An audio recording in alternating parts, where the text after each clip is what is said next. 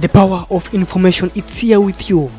Garissa Times Tube channel brings you updated. daawadayaal kusoo dhawaada Garissa Times Tube caawan waxaan idin soo gudbin doonaa 7 faa'iidooyin oo laga helo caanaha geela. Geela waa mucjiso meelo badan oo ka mid ah Quraanka lagu sheegay. Sidoo kale qoom dhan ayaa loo soo diray in ay kuwaana qaataan oo Ilaahay ka cabsadaan. Qoomkaasi waxaa ka mid ahaa reer Tamuud oo Ilaahay ku caasiyay. kadibna waxaa loo soo diray Nabi Saalax alayhi salaatu wasalaam iyo hashi mucjisada ahayd oo ay maalinna caanaheeda cabaan maalinna ay ashu ceelka ka cabto. 7 faa'iidooyin waxaa ka mid ah ee uu geelu daawada u yahay dhiigga cas.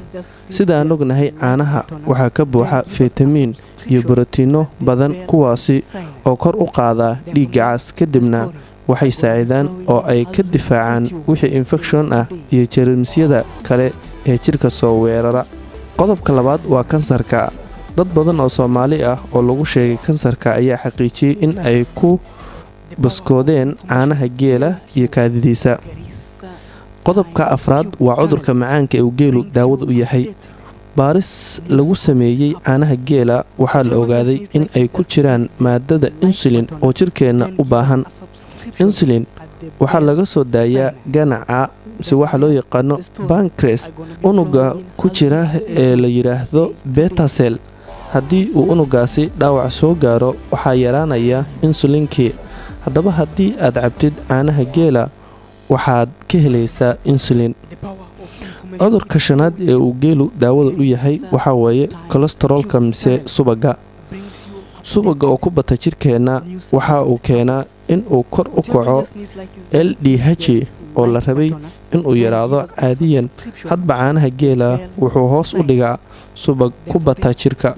geela wuxuu kobciyaa lafaha waxaana la kala yaqaanaa qof caano geel ku soo koray iyo qof ku soo koray caano boore waana kala adag yihiin. qodobka 7 waxaa weeye calool fadhiga waxa loo yaqaano mise caloosha oo istaagta. caanaha dhayda ah ee geela qofkii cabaa waxaa hubaal ah in ay calooshu u soconayso oo wixii wasakh ah bannaanka imaanayso. qodobka 8 waa cudurka loo yaqaano gaaska mise Soomaalidu sida ay u taqaanaba gastriga mise laabjeexa oo xumaada. sida aad ogtihiin gaaska waxaa keena caloosha oo ku badata aashitada waxaana la dareemayaa laabjeex iyo ololka shafka. xilligaasi haddii aad cabtid caano dhaygeel waxaa hubaal ah in uu yaraado shaf ololka iyo ashtadii calooshuna waxaa laga dhigayaa alkalin. daawadayaal waad ku mahadsantihiin Garissa Times in aad nala socotaan mise aad nala saaxiibtaan. waxaan u sheegaynaa saaxiibada ee haatan nagu soo biiray in ay channelkeena subscribe dhahaan si ay oo la socdaan wax kasta oo aynu soo gelino oo bulshada dan u ah isla markaasina aad ka faa'iidaan. waad mahadsantihiin. The power of information, it's here with you. Garissa Times Tube channel brings you updated news as it happens.